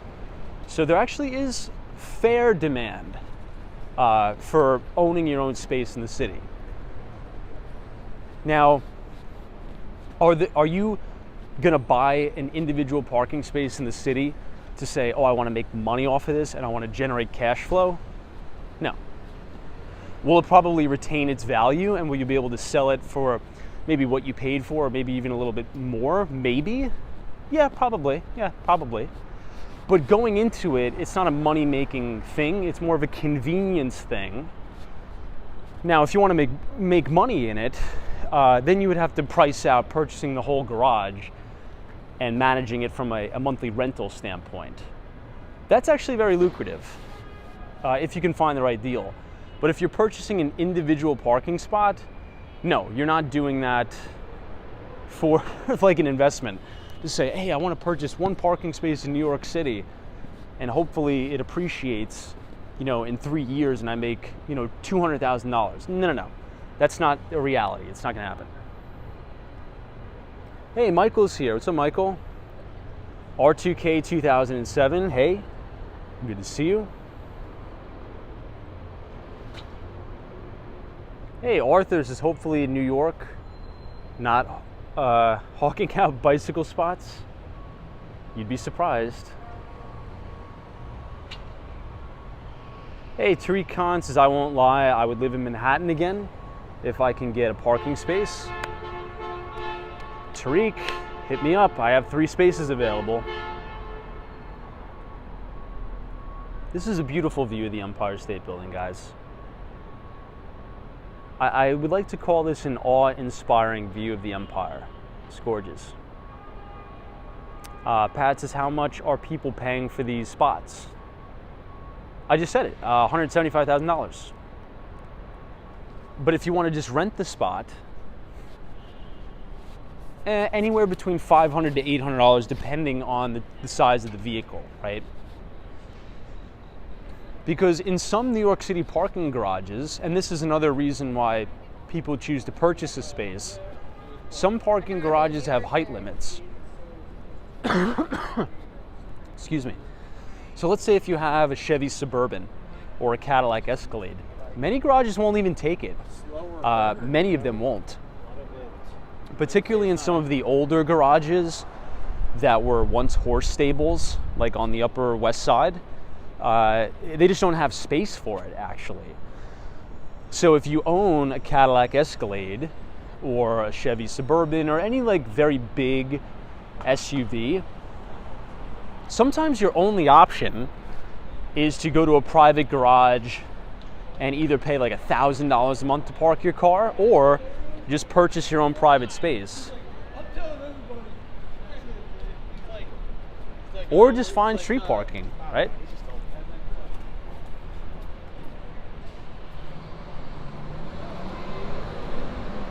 Ibn Zaman says, how do I quickly make $2,000? If I needed to make $2,000 very, very quickly, the quickest possible way would be to go on the internet, go on a website called Indeed.com and start applying for jobs. And in 2 weeks at an entry-level job, or 3 weeks at an entry-level job, you'll probably make $2,000. This is Peloton's headquarters over there.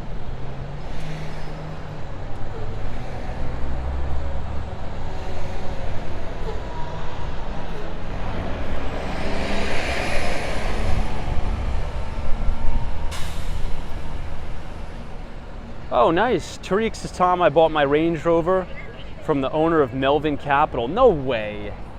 It used to be parked in Manhattan proper and baked in the sun. Dude, there's no way that's a true story.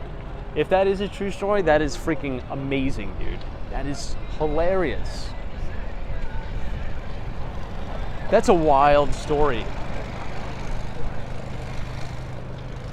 That's insane. Wow, Tariq Khan purchased his Range from the CEO of Melvin Capital. That is fantastic, dude. I love that story, dude. You have no idea how much I enjoy that story. Ooh, this is another good shot.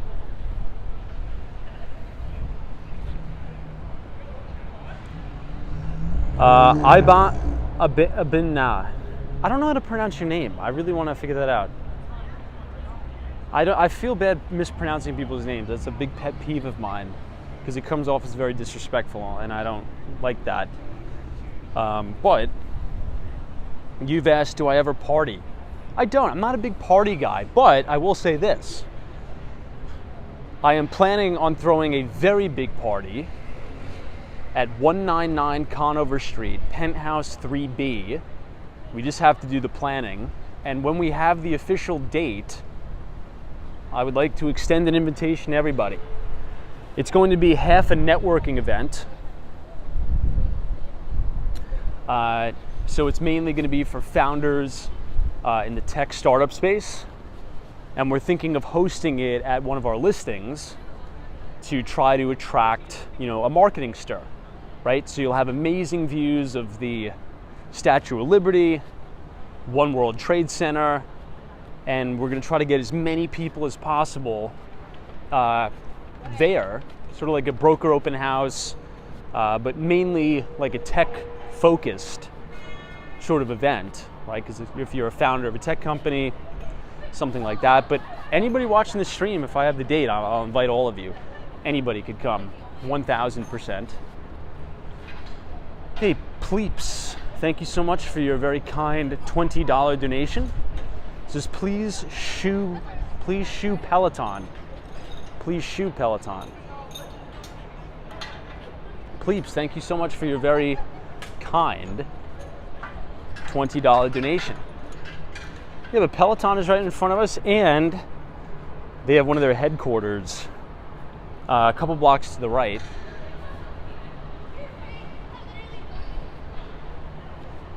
Yeah, Hawaii, if you are in the city, when we throw that party, you have to come. I will call you an Uber, and I will make sure you come to Red Hook, Brooklyn for that. Pleeps says, please show Peloton. 10-4, copy that. We'll go there right now. Anybody here in the chat have a Peloton? How do you like the product? Thumbs up, thumbs down on the product? I personally don't have one, but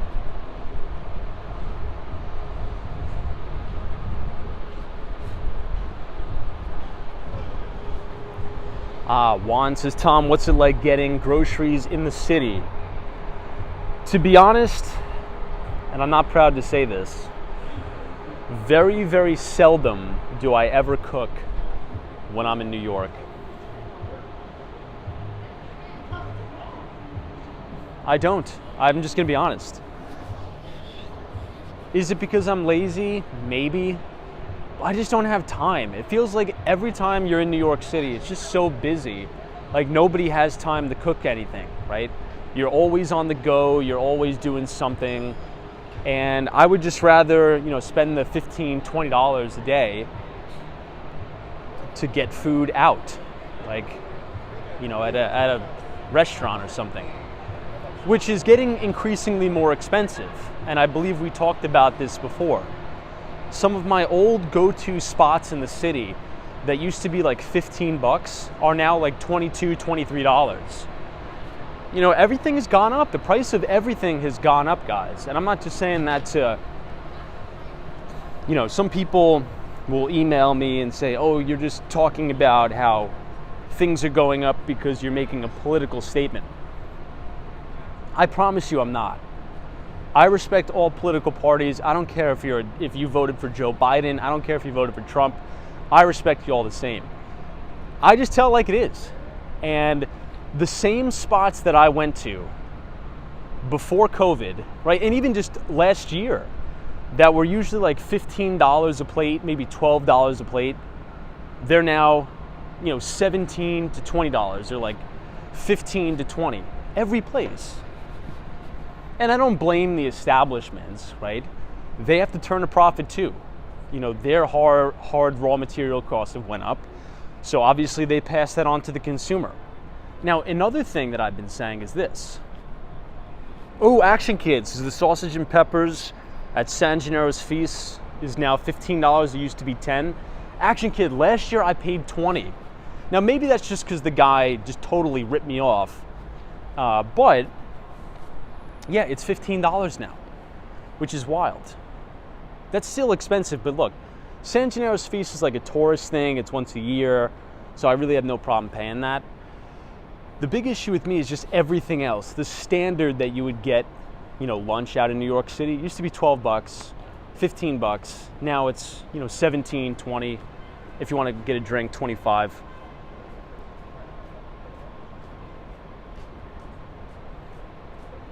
I mean, let me know some of your, is anybody here in agreement with that? I mean, you guys work. You guys go out and buy groceries. You go to a restaurant with your family, right? I mean, I'm not the only one who does this stuff. Is that what you're kind of seeing too? Like everything has gone up like $4 or $5.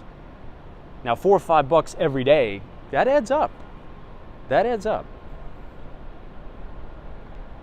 George A says, sadly, the price is only going to keep rising.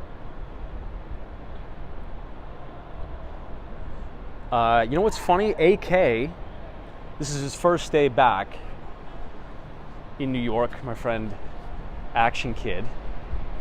And it's sort of like we're trading spaces. He's coming to New York and I'm flying to Miami. It's hilarious.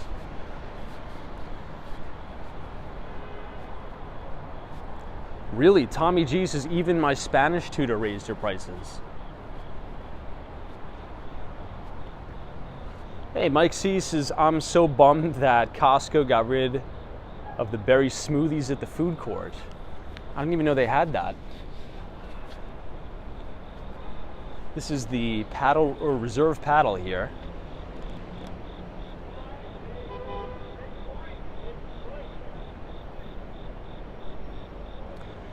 TK Porsche says food inflation is a nationwide problem. Just think how it impacts low-income people in particular.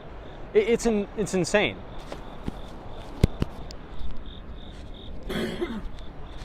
It's insanity. You know what else is insane? Hold on one second. Let me put you guys down on the ledge. This is probably not the best idea to put my phone on the ledge here, but we're going to do it anyway. We're feeling a little bit risky tonight. So, has anybody noticed? Michael says, have you ever been to Carmine's? Yeah, I like Carmine's a lot. Carmine's is good. I go to the one on the Upper West Side. I don't go often, but I do go. I really like Carmine's a lot. Yeah. It's a great question. Yeah, I really like Carmine's. Now, here's the thing you got to worry about with Carmine's. Here's what a lot of newbies make a mistake when they go out and eat at Carmine's. If you're going with a family, the rookie mistake is everybody orders a dish. You can't do that. It's like physically impossible. Order like 2 dishes and share it, because the portions are so monumental. You're just going to waste so much money if you order, what's it called? If you order individual dishes, because the portions are ridiculously big, like crazy, crazy big. So here's another thing I've been noticing. And we talked about this with Visa, American Express, MasterCard. The gross margins on those companies are very, very high. Hold on.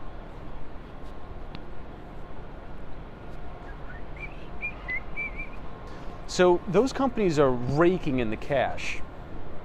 But every single year, and they just announced it, Visa and MasterCard just announced that they are raising their credit card transaction fees. Did anybody just see that? So they're raising those credit card transaction fees again. So at all of my favorite restaurants in New York, you know what I'm seeing?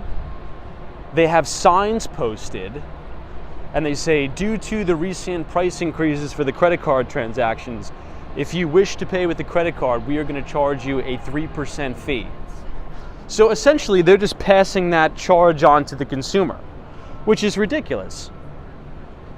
In addition to that, you know, in order to make up for lost time from COVID, I'm actually seeing some restaurants put an additional, like 1% service charge for their employees. So really, you're paying 4% all in on top of the bill, then you got to tip 20%. It's crazy.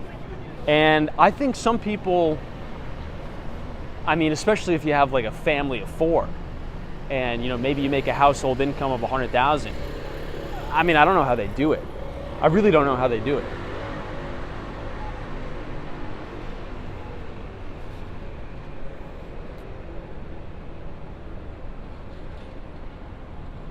Yeah, D. Burke says, do you and AK ever meet together? We do, yeah. Just we have very busy schedules. And when he flies back to New York, I fly back to Miami. It just sort of seems to be that way.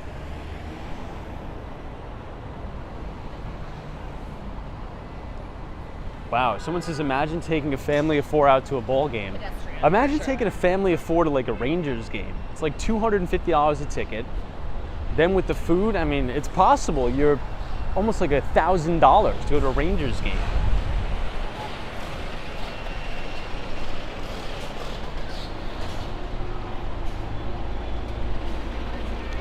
But yeah, and you know, this sort of ties back into what we were talking about during our topic of inflation, when inflation was just ramping up in the United States.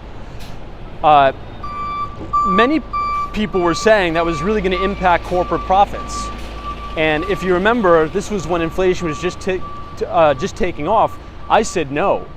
When you have a big inflationary event, when inflation is just starting, usually corporate earnings are their best for the next 2 years. And the reason why is because corporations are smart. They hire the best in the business, they hire the best consultants, and they say, you know what, we're probably going to have 4% annual inflation for the next 5 years.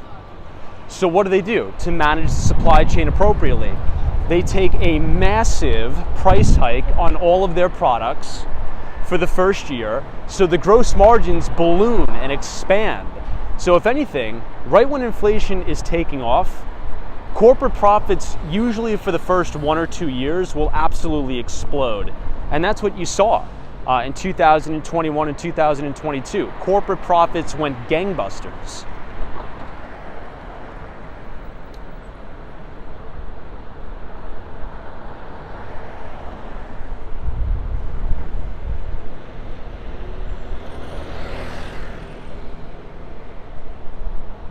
All right, let's cross here.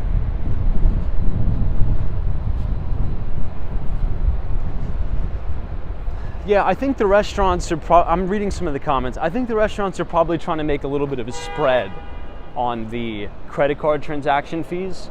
I don't know how much those fees are, but I'm sure it's not 3% of the transaction. So the restaurants are probably just making a little bit of a spread, right? I mean, if you can nickel and dime and make $1 off of every customer that walks in that day, you know, that's significant. Over the course of the entire year, that's significant profit.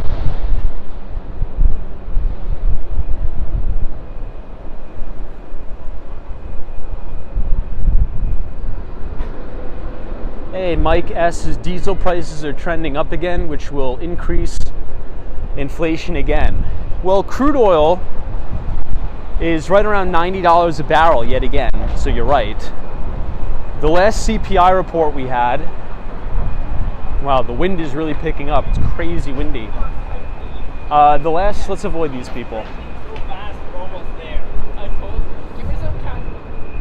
The last CPI report we had,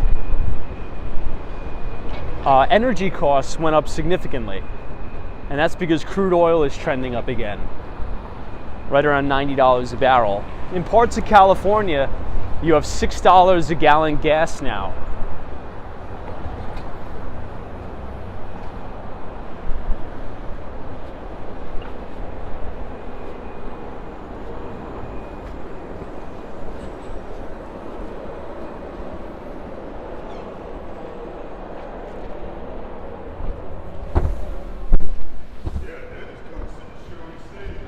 Whew, feels nice in here, that's for sure.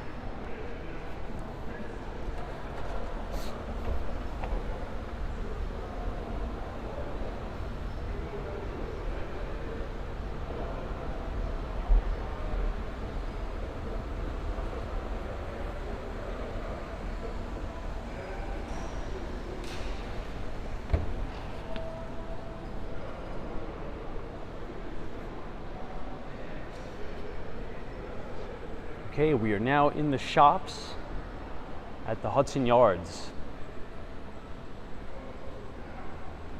This place is very nicely decorated during the holidays.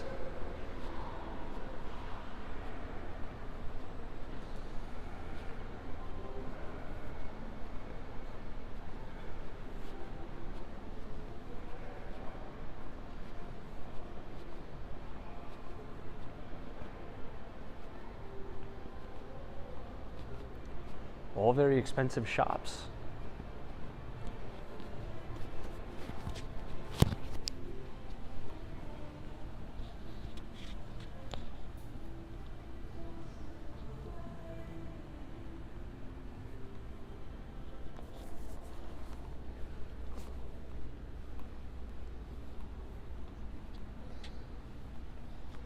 Ukrainian Royal, you are correct.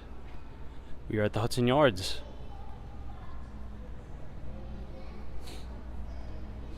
Irving says,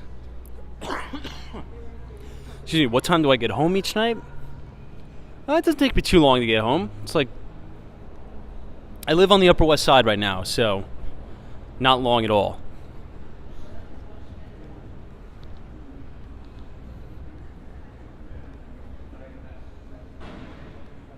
This is where they usually have that really nice Christmas display here.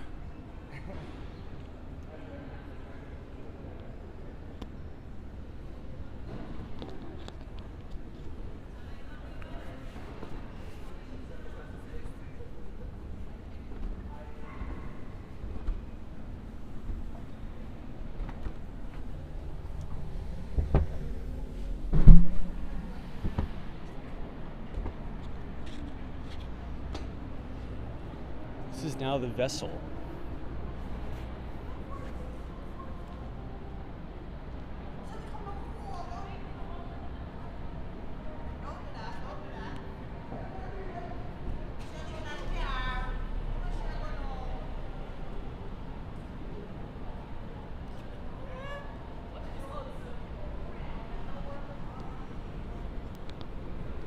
Well, I think somebody was asking about gun stores in New York. No, that is the corporate headquarters of Beretta on Madison Avenue. So that is just like the back office, right?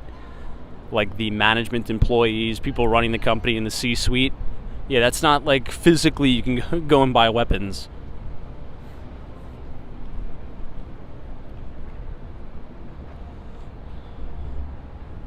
I love the Hudson Yards. It's really nice. It's just in the winter it gets crazy windy.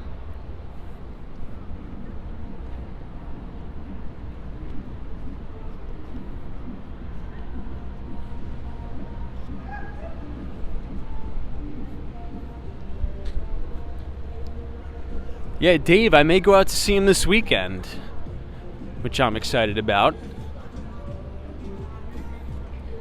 Go out and see the old Beagle.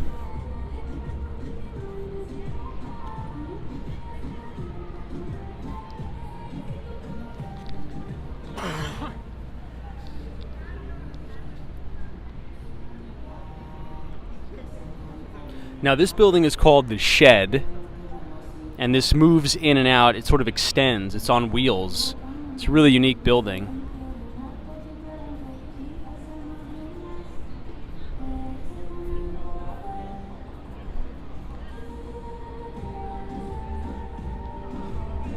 Ukrainian Royal, thank you so much for your $2 donation. Says it's a great area, but not much to do for tourists. I think there's a lot to do for tourists here.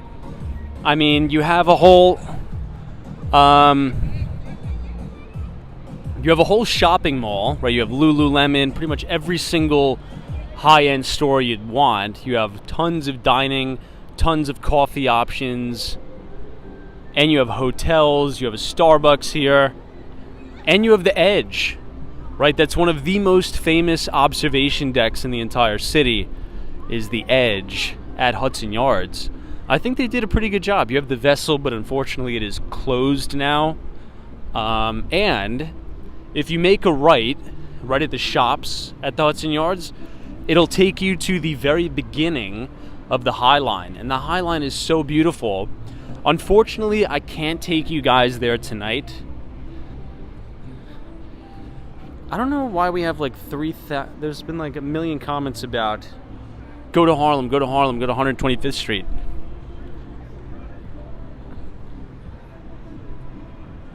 I don't know why we're getting so many questions about Harlem tonight. Everybody's so curious, have I ever been to Harlem? Yeah, I've been there before. Yeah. Yep. I've been. I'm not going to walk to 125th Street right now from 34th Street.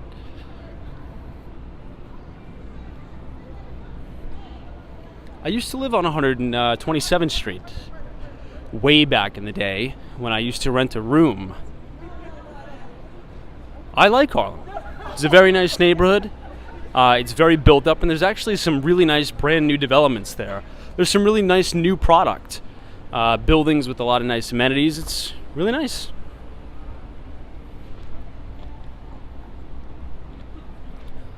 So the High Line starts right here. But I think there's a pickleball court to the left.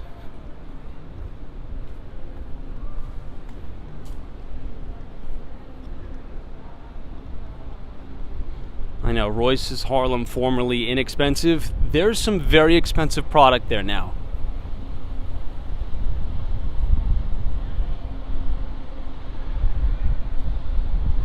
Well, there used to be a pickleball court right here. I don't know what they did with it.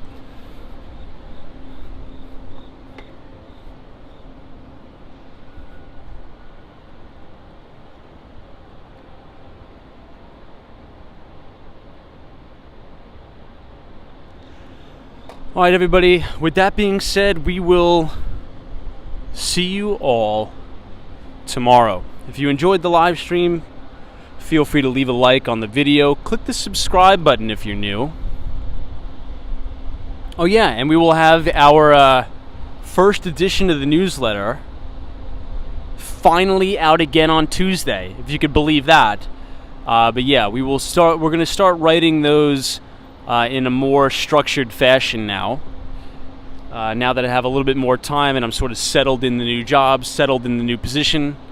So if you want to sign up for that for free, if you can click !news, NEWS in the chat. We're going to start that up now. Things are going to kind of die down. It's not going to be so crazy in my schedule with starting a new career. I'm kind of settled in, so we're going to be back on track. So looking forward to that. All right, everybody, have a great weekend. Thank you for joining us tonight on the stream. And get some rest. Get some rest. Take the weekend to chill out a little bit. The LT Prod, Juan Fernandez, appreciate it. Steph UF, DM, thank you so much. Richard Vogel, Ace Scan, Rob, thank you. Kathy Lyons, Lena Sandoval. All right, everybody, take care.